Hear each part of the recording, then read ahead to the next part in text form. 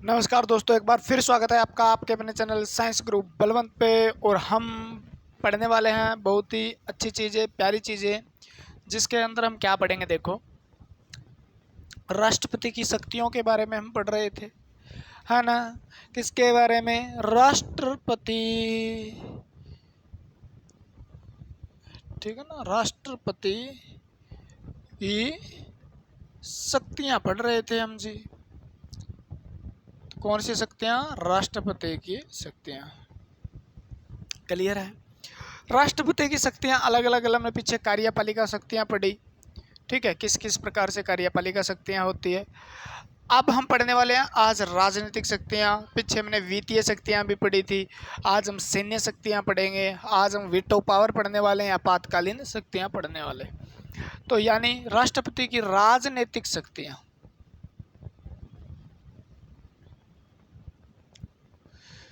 राजनीतिक शक्तियाँ कौन कौन सी है, ठीक है। राजनीतिक शक्तियों से क्या मतलब है, उसके बाद हम सैन्य शक्ति पढ़े। राजनीतिक, राजदूत, राजनीतिक से याद करोगे राजदूत, ठीक है। विदेशों में राजदूत जो भेजते हैं ना, विदेशों में या दूसरे देशों में राजदूत की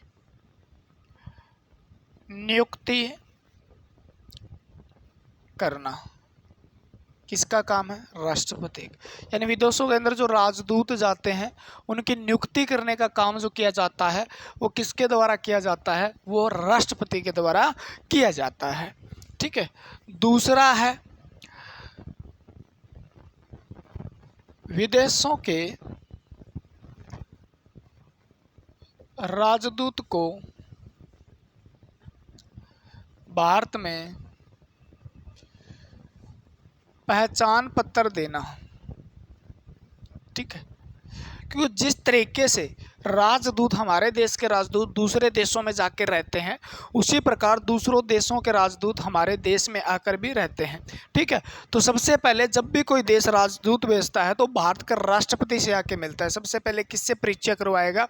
सबसे पहले अपना परिचय किसको देगा? मैं उस देश से आया हूँ इस प्रकार से, और आपके देश में राजदूत बन के आया हूँ, तो ठीक है। तो ये चीज़ें किसको बताएगा? सबसे पहले राष्ट्रपति। राष्ट्रपति उसको एक पहचान पत्र देता है, यानी सबसे पहले इंट्रो जो होगा वो राष्ट्रपति से मिलेगा, यानी राष्ट्रपति उसको अनुमति देगा भी, हाँ आप रह सकते हो। तो उसको पहचान पत्र देने का कार्य जो करता है वो राष्ट्रपति करता है। यानी विदेश से कोई राजदूत आता है तो राष्ट्रपति से मिलता है, और विदेश में कोई जाता है राजदूत बन के, हमारा देश से कोई राजदूत बन के जाता है तो वो भी कौन जाता है, तो उसको भी अनुमति कौन देता है? राष्ट्रपति देता है ना। उसकी नियुक्ति कौन करता है? राष्ट्रपति। और कोई भी संधि होती है, जैसे दो देशों के बीच कोई संधि हुए तो संधि विदेश, दूसरे देशों के साथ संधि, ऐसे लिख लो, दूसरे देशों के साथ संधि या समझौता कोई भी होता है दूसरे देशों के साथ, संधि राष्ट्रपति के नाम पे होती है। मोस्ट इंपॉर्टेंट क्वेश्चन है, राष्ट्रपति के नाम पर होती है, ठीक है। यानी दूसरे देश के साथ कोई समझौता होगा वो किसके नाम पे होगा? राष्ट्रपति। उसके सिग्नेचर जो होंगे उसके ऊपर किसके होंगे? राष्ट्रपति के होंगे। तो राजदूत को भेजना राष्ट्रपति नियुक्ति करता है। राजदूत जो आते हैं वो सबसे पहले उनको पहचान पत्र देता है, भारत में रहने की अनुमति दी जाती है। दूसरे देशों के साथ संधि जो होती है वो राष्ट्रपति के नाम, यानी राष्ट्रपति उस पर हस्ताक्षर करता है। जो भी संधि होगी भी दो देशों के बीच में ये है बात है, इस प्रकार से हमें संधि करनी है, या कोई चीज़ समझौता हो गया, कोई चीज़ को लेके हो गया, या कोई व्यापार को लेके हो गया, तो वो कौन करता है? राष्ट्रपति उसको अनुमति देता है, यानी उसकी शक्ति है। सैन्य शक्ति मोस्ट इंपॉर्टेंट है, सैन्य शक्तियाँ, ठीक है। तो राष्ट्रपति के पास कौन सी सैन्य शक्तियाँ हैं? एक तो तीनों सेनाओं का सेनापति होता है, तीनों सेनाओं का सेनापति। राष्ट्रपति तो है लेकिन सेनापति भी, सेनाओं का सेनापति। या तीनों सेनाओं का प्रमुख जो होता है या सर्वोच्च सेनापति जो होता है वो कौन होता है? तो राष्ट्रपति होता है। नहीं, पहले जो क्या होता था, राजा होता था, राजा सेनापति होते थे। सेनापति क्या करते थे, अपनी सेना को क्या करते थे, वो उस सेना का देख रेख किस प्रकार से उसको मतलब युद्ध में ले जाना है, उसका अरेंजमेंट किस प्रकार से करना है, इस प्रकार की क्रियाएं करते थे। तो उस प्रकार से हमारे देश में, अब जो हमारा देश है राजा महाराजाओं का तो रहा नहीं, तो उसमें भी सेनापति बनाया गया। किसको बनाया गया? सेना का, यानी सेना की डोर जो होती है वो किसके हाथ में होती है? सेनापति के। तो राष्ट्रपति हमारे तीनों सेनाओं का सेनापति है। हमारे पास 3 सेना है, जल सेना और थल सेना और वायु सेना। ठीक है, तो तीनों का जो सेनापति है, तीनों का जो सेनापति है, तीनों का सेनापति कौन होता है? तो तीनों का सेनापति, थल सेना का सेनापति पूछ ले और जल सेना, वायु सेना किसी का भी पूछे तो वो हमारी क्या सैन्य शक्तियाँ, जिसमें तीनों सेनाओं का सेनापति कौन होता है? हमारा देश का राष्ट्रपति होता है, देश का राष्ट्रपति होता है। और दूसरी सैन्य शक्ति, युद्ध शुरू करना, युद्ध को प्रारंभ करना या शुरू करना या युद्ध की घोषणा करना, युद्ध की घोषणा करना, युद्ध होने वाला है। और युद्ध की समाप्ति, युद्ध की समाप्ति, ठीक है ना, युद्ध की समाप्ति की घोषणा करना या युद्ध शुरू होने की घोषणा करना, ये भी कौन करता है? तो ये भी आपके राष्ट्रपति जी करते हैं। कौन करते हैं? राष्ट्रपति। भी युद्ध शुरू हो जाने वाला है, तो क्योंकि वहाँ सेनापति करता था, तो यहाँ सेनापति कौन है? राष्ट्रपति है। तो राष्ट्रपति ऐसी घोषणा करता है भी युद्ध शुरू हो गया है।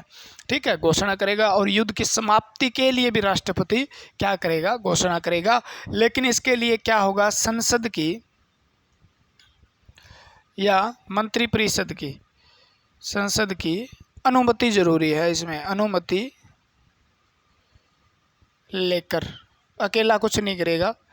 राष्ट्रपति एक नाम मात्र का शासक, आपको पता ही है, वास्तविक शासक प्रधानमंत्री होता है। ठीक है ना, प्रधानमंत्री होता है। जो काम करेगा वो राष्ट्रपति कुछ नहीं, राष्ट्रपति सिग्नेचर करने मात्र रखा गया, लेकिन उनको शक्तियाँ इतनी दी गई है, इतनी दी गई है। लेकिन एक नाम लिख दिया, एक नाम लिख दिया, राष्ट्रपति की शक्तियों का प्रयोग कार्यपालिका में निहित होगी, लेकिन उसका प्रयोग कार्यपालिका के माध्यम से करेगा या अपने अधीनस्थ जो भी है उनके माध्यम से करेगा, यानी आप कुछ नहीं करेगा बेचारा, है ना। तो तीनों सेना का सेनापति है, पद है। ठीक है, युद्ध की घोषणा करनी है, युद्ध की समाप्ति करनी है, तो मंत्रिपरिषद की सलाह से करेगा, है ना, सलाह या अनुमति से करेगा। भी क्या करना है, घोषणा कर दूं, वो कहेंगे कर दो, वो कर देता है। वो कहता नहीं करनी, नहीं करता है। युद्ध समाप्त कर दो, समाप्त कर देता है। नहीं करना, नहीं करता है। तो इस प्रकार से राष्ट्रपति क्या करता है, ये कुछ कर सकता है।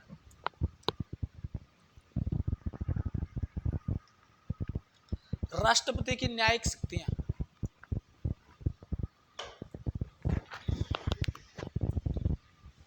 क्लियर हो जाएगा। राजनीति में राजदूत को भेजना, और राजदूत आता है तो उसको पहचान पत्र देना। दूसरे देशों में संधि राष्ट्रपति के नाम में। तीनों सेनाओं का सेनापति राष्ट्रपति, जल सेना, थल सेना और वायु सेना। युद्ध की समाप्ति और युद्ध की घोषणा कौन करता है? युद्ध शुरू होने की घोषणा करता है आपका राष्ट्रपति। कौन करता है? राष्ट्रपति। राष्ट्रपति के आगे है न्यायिक शक्तियां, न्याय करने की शक्तियां, न्यायिक शक्तियां। ठीक है, न्यायिक शक्तियों के अंदर वो क्या करते हैं, देखो, यानी इसको आप कह सकते हो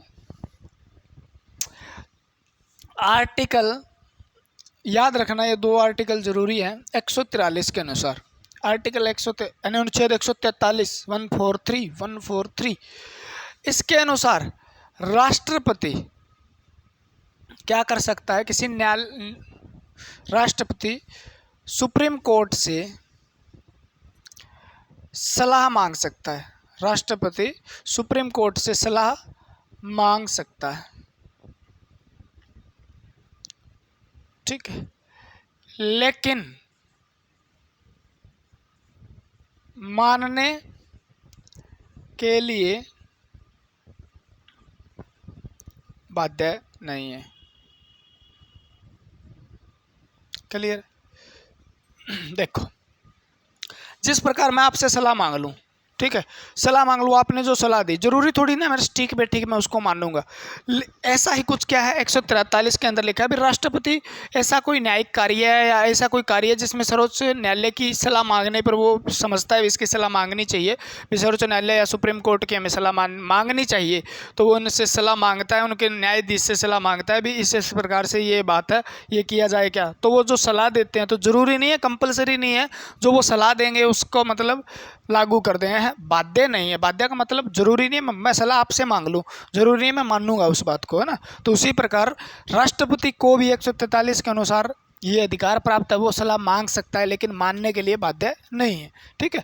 सलाह ले सकता है, सलाह आपसे भी लेगा, कोई जरूरी थोड़ी आगे वाला मांगेगा, तो वही सेम की सेम कंडीशन है, अभी राष्ट्रपति सलाह ले सकता है और 143 के अनुसार सुप्रीम कोर्ट उसको सलाह देगा, लेकिन राष्ट्रपति पर डिपेंड करता है वो सलाह माने ना माने, यानी बाध्य नहीं का मतलब है मानने ना माने उसकी मर्जी है। क्लियर हुई बात। दूसरी है आर्टिकल 72, ठीक है, 72 के अंदर समाधान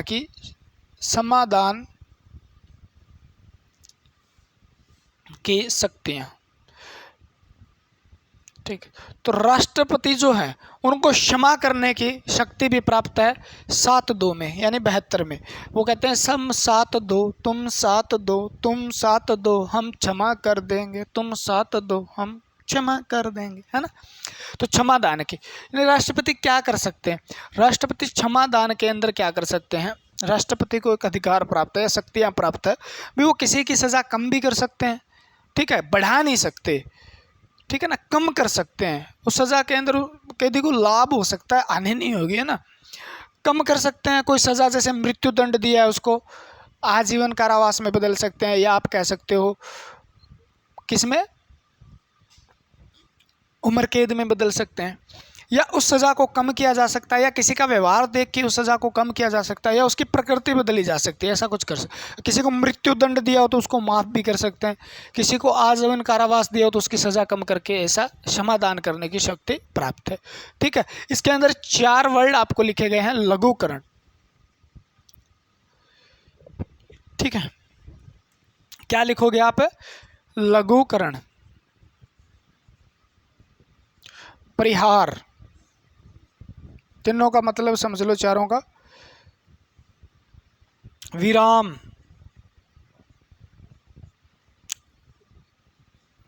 लम, ठीक है। लघुकरण का मतलब क्या है, लघु का आपको मतलब छोटा करना, ठीक है, यानी कोई कठोर कारावास आपको दिया गया, मान लो आपको न दे भगवान करे, कोई कठोर कारावास है, कोई कठोर दंड आपको दिया गया, उसको साधारण कारावास में बदल दिया जाएगा। किस में बदल दिया जाएगा, साधारण कारावास में बदल दिया जाएगा, यानी साधारण दंड में बदल दिया। आपको कोई खा गया रहा, कोई कठोर आपको दंड दिया गया है, ठीक है, और उस कोई कैदी है मान लो, उसको कठोर दंड दिया गया, राष्ट्रपति ने देखा भी हो सकता है इसको मतलब ज़्यादा कठोर दंड है, इसको थोड़ा क्या कर दिया जाए, साधारण कर दिया जाए। नॉर्मली राष्ट्रपति इस चीज़ों में ध्यान नहीं देते हैं, चल छोड़ो, कोई 1-2 राष्ट्रपति ऐसे हुए होंगे जिन्होंने ध्यान दिया होगा, ठीक है, मैं माफ़ कर दें, ऐसा कर दें, वैसा क्यों, क्योंकि सुप्रीम कोर्ट ने या हाई कोर्ट ने या जज ने, न्यायालय ने सज़ा दे दी तो वो सही दी होगी, उससे माफ़ करने का कोई मतलब बनता नहीं है। एक रहे थे, आपको पता भी है, जिनको राष्ट्रपति, बताऊंगा बाद में बताऊंगा ना, उन्होंने अपने मतलब सगे संबंधियों की सज़ा माफ़ करने के चक्कर में ऐसे लोगों की भी सज़ा माफ़ कर दी थी जो रियल में दंड के अधिकारी, उनको दंड मिलना चाहिए, कठोर मिलना चाहिए था। कुछ मृत्यु हुए हैं कैदी थे जिनकी मृत्यु हो गई थी, उनकी भी माफ़ कर दी थी, ठीक है। तो सबसे खराब राष्ट्रपति रहे थे वो, ठीक है। तो लघुकरण का मतलब क्या है, किसी को कठोर कारावास दिया हो, जैसे किसी को कठोर कारावास दिया हो, पूरी कठोर सजा दी हो, उसको साधारण बनाने का शक्ति प्राप्त है किसको, राष्ट्रपति को। परिहार का मतलब क्या है, दंड की मात्रा में कमी करना, दंड की मात्रा में कमी करना, मात्रा में कमी करना। दंड की मात्रा में कमी का मतलब है जैसे मृत्यु दंड को किसी में बदल देना, आजीवन कारावास में बदल देना, किसी को मतलब मृत्युदंड दिया गया अभी, अब इसको फांसी देनी है, तो फांसी की सज़ा को रोक के वो क्या कर दे भी, इसको 20 साल जेल में रखो, ठीक है। तो यानी उसको क्या कर दिया, आसान बना दे। किसी को 20 साल की सज़ा है, उसको 15 साल की सज़ा कर दी। किसी को 10 साल की सज़ा है, उसको 7 साल की कर दी। यानी उसको क्या कर दिया गया, दंड की मात्रा में कमी की गई है। यानी मात्रा यानी जो दंड दिया गया था उसमें कम, किसी को जुर्माना लगाया उस जुर्माने को कम कर दिया। तो ऐसा है परिहार, दंड की मात्रा में कमी करना। क्लियर हुई बात। विराम, विराम का मतलब क्या है, दंड की प्रकृति में बदलना, दंड की प्रकृति को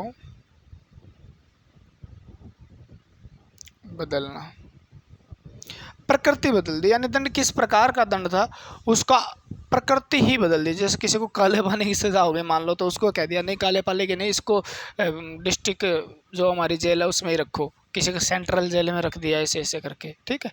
तो उसकी प्रकृति के अंदर किस प्रकार की सज़ा दी है उस प्रकृति को बदल देना, जिस प्रकार की सज़ा थी उस रूप को बदल के दूसरी सज़ा में डाल देना, यही है क्या है, विराम।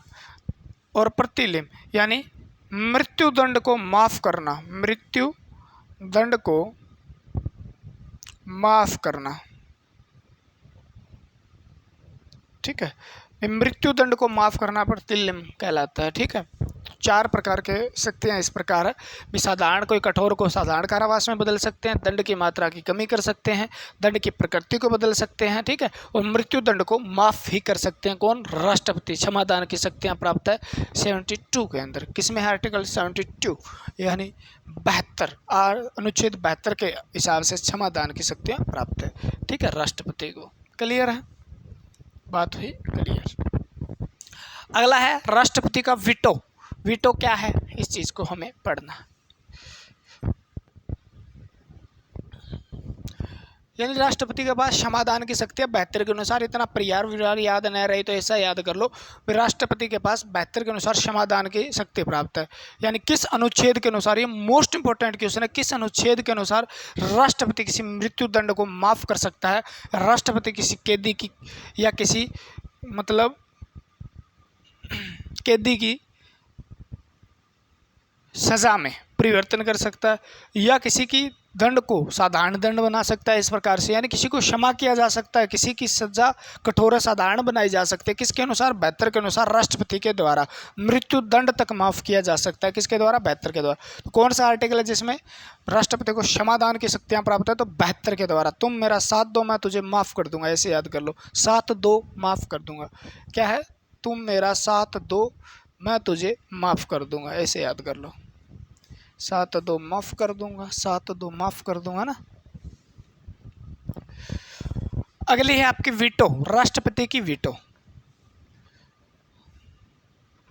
राष्ट्रपति की veto, veto veto veto veto veto veto veto veto.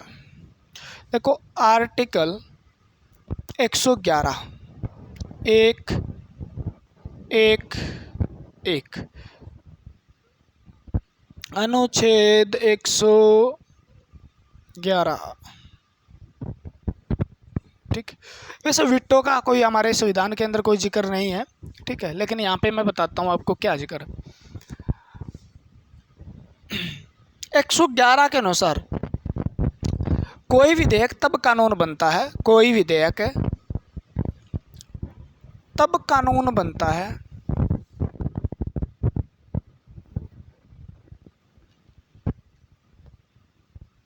जब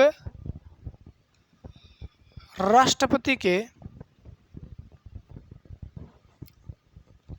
हस्ताक्षर हो जाएं।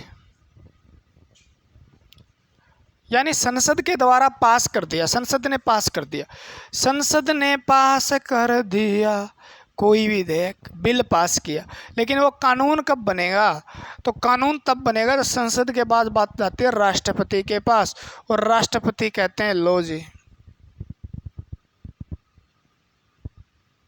ठीक है, सिग्नेचर कर देते हैं मान लो, तो वो क्या हो जाता है, कानून बन जाता है 111 के अनुसार। लेकिन इसमें ये भी है, अभी राष्ट्रपति कई बार क्या करता है, भी कोई बिल पसंद नहीं आया मान लो, पसंद तो क्या नहीं आएगा, राष्ट्रपति की हिम्मत ही नहीं होती बेचारे की, है ना। तो उसके पास 3 अधिकार होते हैं, या अनुमति दे, ठीक है, या एक तो अनुमति दे, या सुरक्षित रखे, या सुरक्षित का मतलब रोक दे, और या वापस लौटा दे, यानी पुनः विचार के लिए लौटा दे। ठीक है, तीनों बात को समझो आप। संसद ने जैसे ही पास करके किसके पास भेजा? राष्ट्रपति के पास भेजा। अब राष्ट्रपति 3 प्रकार है, या तो क्या करेगा, वो सिग्नेचर कर दे, लो जी हो गए कार्रवाई, और ये बन गया कानून। या राष्ट्रपति क्या कर सकता है, वो सुरक्षित रख ले। सुरक्षित रख ले का मतलब रोक दे, चलो छोड़ो, ठीक है, तो वो आगे कानून नहीं बनेगा, यानी वो क्या कर सकता है, रोक सकता है। या वो कह दे भी पुनः विचार के लिए भेज दे, दोबारा इस पे विचार किया जाए, कुछ गलतियां इसके अंदर संशोधन किया जाए, ठीक है, लेकिन पुनः विचार के पास किसके पास भेज सकता है? संसद। और संसद दोबारा इसी बिल को पास करके राष्ट्रपति के पास भेज दे मान लो, तो राष्ट्रपति को क्या करना पड़ेगा? हस्ताक्षर करना पड़ेगा, और हस्ताक्षर करने के बाद ये फिर कानून बन जाएगा। ठीक है, एक तो संसद से राष्ट्रपति गया, हस्ताक्षर कर दिए, जाओ बन गया कानून। ठीक है, एक रोक दिया, क्लियर हुई बात, एक क्या कर दिया, रोक दिया, कानून रद्द। एक राष्ट्रपति के पास अधिकार अभी वो पुनः विचार के लिए भेज सकता है। पुनः विचार कहाँ जाएगा? जहाँ से आया है, राष्ट्रपति, संसद है राष्ट्रपति के पास, और राष्ट्रपति से वापस कहाँ चला जाएगा? ठीक है, पुनः विचार संसद से दोबारा राष्ट्रपति के पास आएगा, दूसरी बार आएगा, दूसरी पास अनिवार्य है कि वो हस्ताक्षर उसको करने पड़ेंगे, और ये कानून बन जाएगा। ठीक है, पुनर्विचार के लिए सभी बिल को भेजा जा सकता है, लेकिन एक बिल को नहीं भेजा जा सकता, जिसको हम धन विधेयक कहते हैं। क्या कहते हैं? क्योंकि धन विधेयक ऐसा विधेयक है, या और कोई ऐसे विधेयक जिसमें राष्ट्रपति ने पुनः पूर्व अनुमति दी हो, पूर्व हमने पीछे पढ़ा था ना, पूर्व अनुमति दी हो। ठीक है, यानी धन विधेयक में क्या होता है, राष्ट्रपति पहले अनुमति देता है, इसलिए उसको वापस से नहीं भेज सकता पुनर्विचार के लिए। और कुछ ऐसे बिल जिनकी अनुमति राष्ट्रपति से पहले ली गई हो, तो दोबारा वो पुनर्विचार के लिए नहीं भेजा जा सकता। ठीक है, क्लियर हो गई बात। तो 3 शक्ति प्राप्त है, इनको तीनों को अलग अलग नाम देके 3 वीटो कह दिया जाता है हमारे संविधान के अंदर। संविधान ये तीनों बात वहीं लागू होते, लेकिन हमारे संविधान के अंदर वीटो का कोई भी जिक्र नहीं है, कोई उल्लेख नहीं है। ठीक है, हमारे संविधान में इसका कोई भी उल्लेख नहीं है, लेकिन कार्य जो होता है, कार्य प्रणाली जो है, उसके हिसाब से इसका प्रयोग किया जाता है। ठीक है, उस संविधान में नहीं है, लेकिन कार्य प्रणाली में इसका प्रयोग किया जाता है, कार्य में इसका प्रयोग होता है।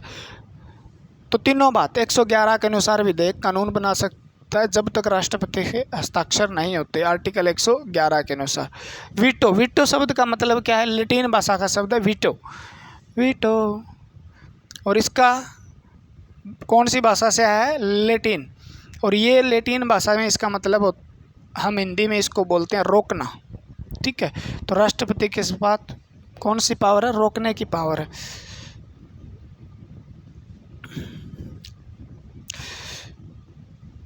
मच्छर है ना, कौन कौन से? एक तो होता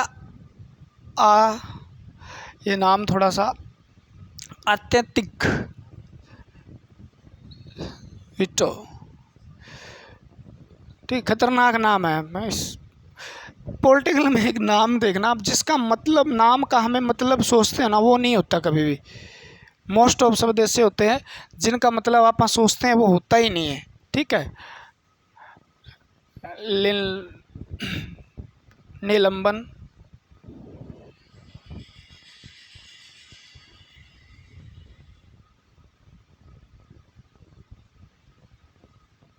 वीटो, पॉकेट या जेबी वीटो, पॉकेट या जेबी, या पॉकेट का मतलब जेब होता है, वीटो। ठीक है,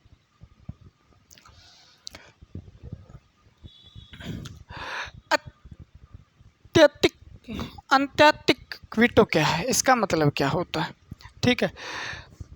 अंत कर दे, अंत ऐसे याद करो, इसका अंत हो जाएगा, है ना। अगर राष्ट्रपति स्वीकृति न दे, राष्ट्रपति स्वीकृति न दे, ना दे तो कानून समाप्त हो जाएगा। ऐसा वीटो है, ठीक है। यानी इस वीटो के अनुसार क्या होता है, देखो राष्ट्रपति के पास कोई आया, संसद से कोई मतलब विधेयक आया सिग्नेचर करने के लिए, राष्ट्रपति इसको मना कर दिया, अंत कर दिया, उसका अंत कर दिया, मान लो अंत कर दिया, तो वो रोक सकता है इस बात को भी, मैं कानून नहीं बना सकता, इस पर हस्ताक्षर न करें, तो वो किस वीटो का अधिकार करके उसको रद्द कर सकता है। तो कौन सा, आत्यंतिक वीटो का प्रयोग करके स्वीकृति न दे तो वो क्या कर सकता है, उस कानून को समाप्त किया जा सकता है। तो वो स्वीकृति न दे तो कानून को समाप्त समझा जाएगा। निलंबन वीटो क्या है, इस शब्द से शब्द पे मत जाइए, निलंबित हो गया है, ठीक है। इसका मतलब है पुनर्विचार के लिए लौटा देना, पुनर्विचार के लिए लौटा देना, ठीक है। लेकिन किसको नहीं लौटाया जा सकता, धन विधेयक या ऐसे विधेयक जिनको विधेयक को छोड़कर, या ऐसे विधेयक, साथ में ये भी लिख सकते हैं, ऐसे विधेयक जिन विधेयक के अंदर राष्ट्रपति की पूर्व अनुमति की आवश्यकता होती है, जिस विधेयक के अंदर पूर्व अनुमति राष्ट्रपति ने दी, यानी पहले राष्ट्रपति के पास गया था फिर संसद में गया था, उससे बिल को वो क्या है, पुनर्विचार के लिए नहीं लौटा सकता। लेकिन धन विधेयक भी ऐसा ही है जिसमें पूर्व अनुमति, राष्ट्रपति के अनुमति के द्वारा, अनुमति लेने के बाद संसद में पेश किया जाता है, तो ये धन विधेयक को वापस नहीं लौटाया जा सकता। बाकी विधेयक जो है पुनर्विचार के लिए लौटाए जा सकते हैं, पुनर्विचार के लिए क्या कर सकते हैं, लौटाए जा सकते हैं संसद में। यानी पुनर्विचार राष्ट्रपति क्या करेगा, राष्ट्रपति उसको संसद के अंदर पुनर्विचार के लिए भेज दिया जाएगा। लेकिन संसद ऐसा दोबारा करती है, संसद ने वापस राष्ट्रपति के पास भेज दिया, तो राष्ट्रपति को जरूरी है उस पर हस्ताक्षर करेगा, ठीक है। यानी कोई वीटो था, कोई बिल था, बिल को क्या किया, ये बिल था मान लो, इस बिल को किसके पास भेजा गया, राष्ट्रपति के पास, किसके द्वारा, संसद के पास, ठीक है ना। और ये राष्ट्रपति वापस इसको किसके पास भेज दिया, पुनर्विचार के लिए, यानी वापस भेज दिया संसद के पास।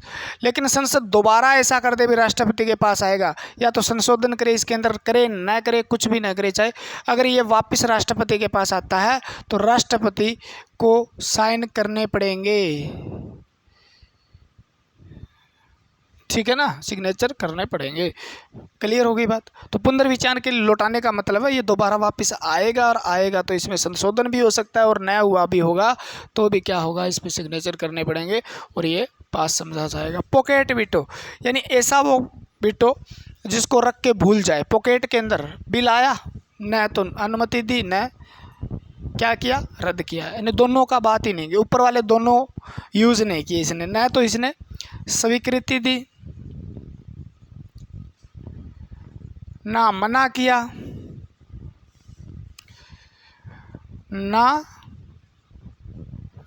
पुनर्विचार के लिए लौटाया।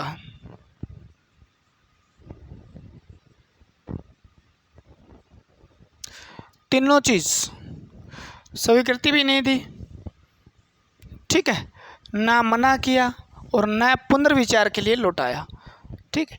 इन्हें क्या किया, अभी जैसे ही बिल आया, विधेयक आया, विधेयक को मतलब पॉकेट में तो क्या रखेगा, विधेयक आया पॉकेट में रख लिया, यानी जेब के अंदर रख लिया, इसलिए जेब भी वीटो, जेब में रख लिया, और रख के क्या किया, भूल गया मेरे जेब में कुछ है, भूल गया, ठीक है। यानी ऐसा बिल होता है, इस पर उसको मतलब प्रतिक्रिया देनी नहीं है,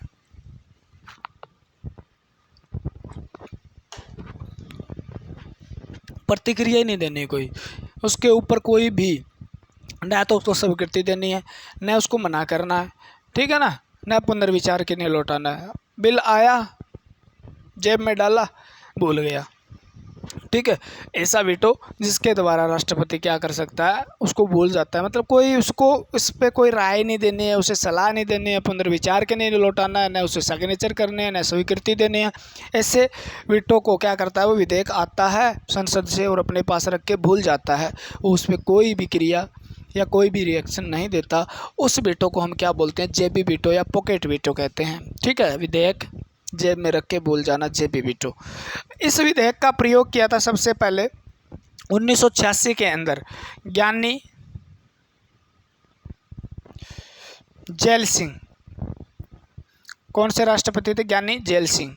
इन्होंने डाक विधेयक था, क्या था, डाक विधेयक, यहाँ से क्वेश्चन आया हुआ, डाक विधेयक था, और ये राष्ट्रपति रहे थे 1982 से लेके 1987 तक। ठीक है, तो ज्ञानी जेल सिंह ने क्या किया था, ज्ञानी जेल सिंह थे, 1986 के अंदर डाक विधेयक आया था, तो इनका सबसे पहले बार प्रयोग किया गया था जब भी उनको डाक विधेयक को अपने अंदर डाल के भूल गए थे। ठीक है ना, डाक के विधेयक, क्लियर हुआ। तो इस वीटो का प्रयोग किया था, क्लियर हुआ। ठीक है, तो 1986 में किसने प्रयोग किया, पहली बार किसने प्रयोग किया था जेबी वीटो का, तो ज्ञानी जेल सिंह ने। किस विधेयक पे, डाक विधेयक पे। ठीक है, ये राष्ट्रपति कब से कब रहे थे, 1982 से 1987। ज्ञानी जेल सिंह 1986 में डाक विधेयक पर जेबी वीटो का प्रयोग करने वाले पहले राष्ट्रपति थे। कौन से राष्ट्रपति, पहले राष्ट्रपति। ठीक है, तो वीटो क्या है, तो हमने कहा भी आर्टिकल 111 के अनुसार जब वीटो का कोई भी जिक्र नहीं है। वैसे कानून तब कानून बनता है, या कोई विधेयक तब कानून बनता है, या बिल कोई तब कानून बनता है जब राष्ट्रपति के सिग्नेचर हो जाए। ठीक है ना, और इसके पास 3 अधिकार होते हैं राष्ट्रपति के बाद। वो अनुमति दे सकता है और रोक सकता है, सुरक्षित रख सकता है, और पुनर्विचार के लिए वापस भेज सकता है। क्लियर हुई बात। ठीक है, 3 उसी हिसाब कार्य प्रणाली के अंदर वीटो के नाम से चलते हैं। 3 वीटो होते हैं, आंतरिक वीटो, निलंबन वीटो और जेबी वीटो। आंतरिक वीटो के अंदर क्या होता है, वो कोई चीज़ के लिए अनुमति न दे तो वो कानून समाप्त समझा जाएगा। दूसरा वीटो आपका निलंबन वीटो, जिसमें पुनर्विचार के लिए भेजा जा सकता है। तीसरा जेबी वीटो, जिसमें कोई विचार पुनर्विचार कुछ भी नहीं होता, जेब में डाल के भूल जाता है। तो 3 प्रकार के वीटो है। अब हमारी शक्तियाँ रहती है आपातकालीन शक्तियाँ। राष्ट्रपति की वीडियो इतनी है, ठीक है। कल हम आपातकालीन शक्तियाँ पढ़ेंगे, एक एक चीज़ को समझ के पढ़ेंगे अच्छे से, कोई दिक्कत नहीं। कमेंट करके ज़रूर बताना भी अच्छा लगा या बुरा लगा, सही समझ में आ रहा है या नहीं आ रहा, आगे वीडियो बनाई जाए या नहीं बनाई जाए वो तो आपकी मर्जी है ना। क्लियर हो, समझ में आना चाहिए बस। तो आज के लिए इतना ही। पढ़ते रहिए, मुस्कुराते रहिए, पढ़ाते रहिए। जय हिंद, जय भारत, वंदे मातरम। भगवान आपका भला करे, जल्दी से सबको नौकरी मिले।